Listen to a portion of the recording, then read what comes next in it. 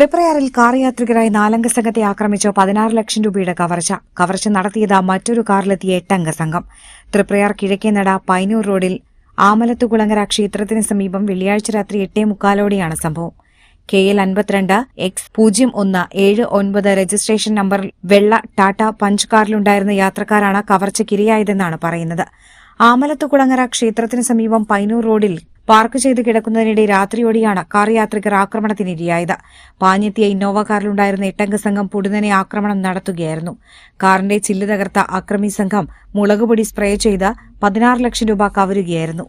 ബഹളം കേട്ട് പരിസരവാസികൾ ഓടിയെത്തും മുൻപേ അക്രമി സംഘം കാറുമായി രക്ഷപ്പെട്ടിരുന്നു. ഇതിനിടെ വാർഡ് മെമ്പർ വിളിച്ചറിയിച്ചതിനെ തുടർന്ന് ഉടൻ തന്നെ അന്തിക്കാട് പോലീസ് സ്ഥലത്തെത്തി തെരച്ചിൽ നടത്തി.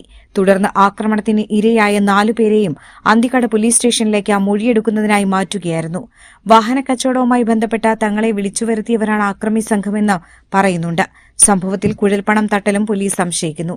അതേസമയം കവർച്ച നടത്തിയത് രഞ്ജിത്ത് എന്നയാളുടെ നേതൃത്വത്തിലുള്ള സംഘമാണെന്ന് പോലീസ് തിരിച്ചറിഞ്ഞു. സംഘത്തെ പിടികൂടാൻ പ്രത്യേക അന്വേഷണ സംഘം രൂപീകരിച്ചു.